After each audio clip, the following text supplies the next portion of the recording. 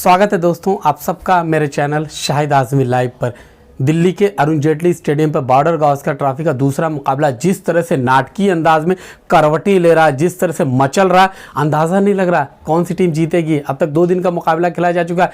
पहले जिस तरह ऑस्ट्रेलिया ने बल्लेबाजी की थी, पहले दिन जिस तरह विकेट ने बिहेव किया था, वहाँ लग रहा था कि ऑस्ट्रेलिया यहाँ भी बैकफुट पर रहेगा और कहीं ना कहीं भारत यहाँ पर सीरीज़ को अजय यहाँ पर हो जाएगा, सीरीज़ को कहीं ना कहीं अपने पक्ष में ले जाने की कोशिश करेगा और यहाँ जीत हासिल कर कम से कम इस सीरीज़ में नाकाबिले शिकस्त हो जाएगा। लेकिन अब 2 दिन का जिस तरह मुकाबला हुआ, कोई नहीं कह सकता कौन सी टीम जीतेगी, ऊंट किस करवट बैठेगा, कोई नहीं कह सकता। जिस तरह से मैच चला, जिस तरह पिच बिहेव कर रही है, यहां पर देखा गया ऑस्ट्रेलिया ने जिस तरह टॉस जीतकर पहले बल्लेबाजी का फैसला किया था और 263 रन पर पूरी टीम सिमट गई थी। यहां पर डेविड वार्नर जैसा खिलाड़ी जब चोटिल होता है, वहां पर लगता है कि अगली इनिंग जब ऑस्ट्रेलिया खेलने उतरेगा मुश्किल होगी। लेकिन जब भारत 263 रन के सामने बल्लेबाजी करने उतरता है, कल पहले दिन की बात करें तो पहले दिन 19 रन भारत बनाता बगैर किसी नुकसान पर। उसके बाद लग रहा था दूसरे दिन आसान होगा। शुरुआत भारत करता, पहले आधे घंटे तक कोई नुकसान नहीं होता, भारतीय बल्लेबाजी बेहतरीन तरीके से आगे बढ़ती। लेकिन जैसे ही स्कोर 46 रन पहुंचता है,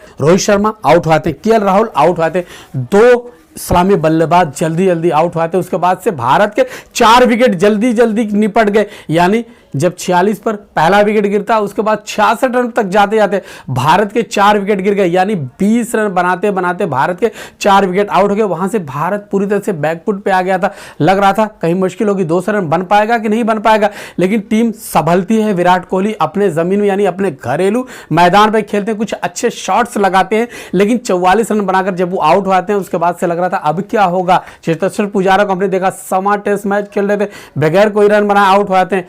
लेकिन मोर्चा कौन संभालता है, खवैया कौन बनता है? वही खिलाड़ी बनता है जिसने पिछले मुकाबले में भी शानदार प्रदर्शन किया था। अक्षर पटेल बनते, उन्होंने शानदार बल्लेबाजी की, 74 रन बनाए थे। यहाँ पर रविंद्र जडेजा ने भी बेहतरीन बल्लेबाजी की, 37 रन बनाए थे। इन दोनों ने मिलकर जिस तरह से भारतीय टीम को उबारा, निकाला। उसके बाद अश्विन आए, अश्विन और अक्षर पटेल ने जिस तरह से 114 रन की बेहतरीन 8वें विकेट की साझेदारी यानी शराकत की, इससे भारत उबर पाए, निकल पाए। लेकिन जैसे ही 80 ओवर मुकम्मल होते ऑस्ट्रेलिया नई गेंद लेती है, उसके बाद भारत के बचे खुचे बल्लेबाज ताश के पत्तों की तरह बिखर गए और पूरी टीम 262 रन पर आउट हो जाती है। जब 80 ओवर पूरा होता, ऑस्ट्रेलिया जब नई बॉल लेता और उसी ओवर में यानी नई बॉल लेता, दूसरी गेंद पर विकेट मिल जाता, उसके बाद जल्दी जल्दी भारतीय टीम आउट हो जाती है। इस विकेट को देखा जाए, इस विकेट के बाद इस विकेट में जिस तरह बल्लेबाजी की जा रही है, उससे लग रहा था कि ये मैच तो चौथे दिन तक शायद चला जाए। लेकिन नॉर्थन लायन की तारीफ करनी होगी, पहला सत्र जो आज का था यानी दूसरे दिन का जो पहला सत्र था,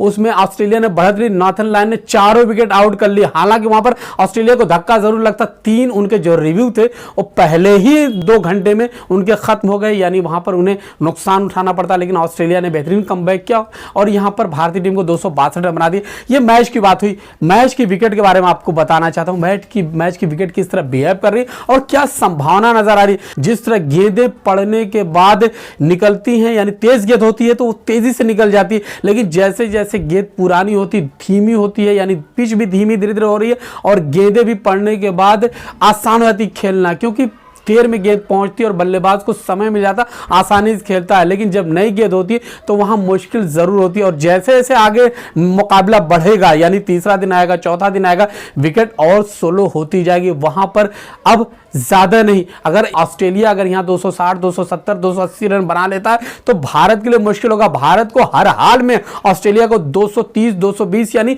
200 के आसपास समेटना होगा। कहीं ऑस्ट्रेलिया 250 से ऊपर पहुंचता है तो फिर भारत को चौथी इनिंग खेलनी होगी। और ये अरुण जेटली स्टेडियम की जो विकेट जिस तरह अब तक बिहेव कर रही है, यहां पर आसान नहीं होगा चौथी इनिंग को खेलना। अगर टेस्ट मैच को बचाना है, टेस्ट मैच को जीतना है, तो कहीं ना कहीं भारत को बेहतरीन गेंदबाजी करनी होगी, क्योंकि दूसरा दिन जब खेल खत्म होता, ऑस्ट्रेलिया ने तेजी से रन बनाए, यानी दूसरे दिन के खेल में जो 12 ओवर मिले थे, वहां 12 ओवर में उन्होंने 61 रन ठोक डाले, यानी 5 रन जो रन रेट है उससे ज्यादा के औसत से उन्होंने रन बनाए। वो ऑस्ट्रेलिया ही चाहते हैं तेजी से रन बनाए और एक अच्छा टारगेट टारगेट सेट करें, क्योंकि विकेट जैसे जैसे आगे बढ़ रही है, विकेट धीमी हो रही है, वहां पर खेलना मुश्किल हो जाएगा।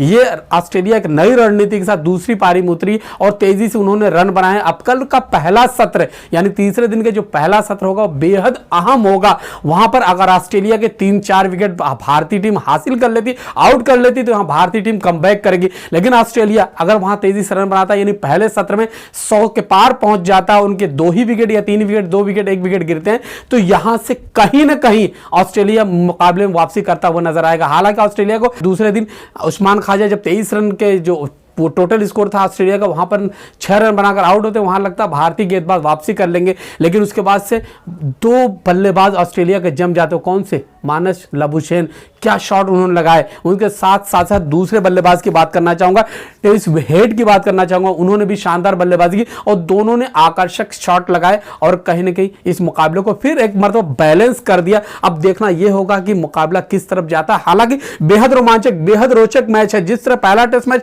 एकदम एक तरफा अंदाज में भारत ने जीता था, लेकिन यह मैच अब लग नहीं रहा कि एक तरफा होगा, क्योंकि पहली इनिंग और दूसरी इनिंग तो देखा जाए तो भारतीय टीम 1 रन पीछे रहती है ऑस्ट्रेलिया से। यहां ऑस्ट्रेलिया ने दूसरी इनिंग में शानदार शुरुआत कर दी, 61 रन बना लिए, 62 रन की लीड हो गई। अगर ऑस्ट्रेलिया यहां 250 से ऊपर की लीड लेता तो भारत को वहां संभल कर खेलना होगा, वहां पर जीत हासिल करने के लिए कशमकश करना होगा, वहां पर विराट कोहली को फिर खेलना होगा, वहां पर चेतेश्वर पुजारा को समेत टेस्ट मैच में दिखाना होगा अपने आप को। केएल राहुल की बात करें, लगातार नाकाम होते चले जा रहे हैं। पिछले उनके कई इनिंग उठा के देख लीजिए, 8-9 इनिंग उठा के देख लीजिए, कुछ उन्होंने नहीं किया। यहां पर केएल राहुल को भी अपने आप को प्रूव करना होगा। साथ साथ बात करें मिडिल ऑर्डर को बेहतर खेलना होगा। हमने देखा पिछले मुकाबले में जिस तरह से बल्लेबाजी करने के लिए उन्होंने टीम में शामिल किया गया था सूर्य कुमार यादव को, उनको रिप्लेस करके यहां पर लाया जाता है श्रेयस अय्यर को भी कुछ दिखाना होगा भारत की गेंदबाजी में। रविचंद्रन अश्विन, इसके अलावा बात करें रविंद्र जडेजा और अक्षर पटेल को, जब पुरानी गेंदें यानी सेमी पुरानी कह सकते हैं, पुरानी तो नहीं सेमी पुरानी गेंद जब होती वहां पर विकेट उखाड़ना होगा। जब नई गेंद है वहां पर समी के साथ बात करें तो सिराज को भी कमाल दिखाना होगा। यानी भारत के इन 5 गेंदबाजों मोहम्मद शमी, मोहम्मद सिराज, अश्विन, इसके अलावा बात करें तो रविंद्र जडेजा और साथ ही साथ अक्षर पटेल को कमाल दिखाना होगा, तभी भारत जीतेगा। जिस तरह के विकेट नजर आ रही, जिस तरह से विकेट स्लो होती जा रही है, इस स्लो विकेट पर मुकाबला दिलचस्प होगा दोस्तों। कैसे आगे बढ़ता मैच, लगातार इसके बारे में निगाह रखूंगा और आपको लगातार अपडेट करता रहूंगा। फिलहाल मुझे शाहिद आजमी को ये कहते हुए अनुमति दीजिए। हमारी बातचीत, हमारी रिपोर्ट पसंद आए तो हमारे चैनल को लाइक और सब्सक्राइब जरूर कीजिए। बहुत बहुत शुक्रिया, धन्यवाद।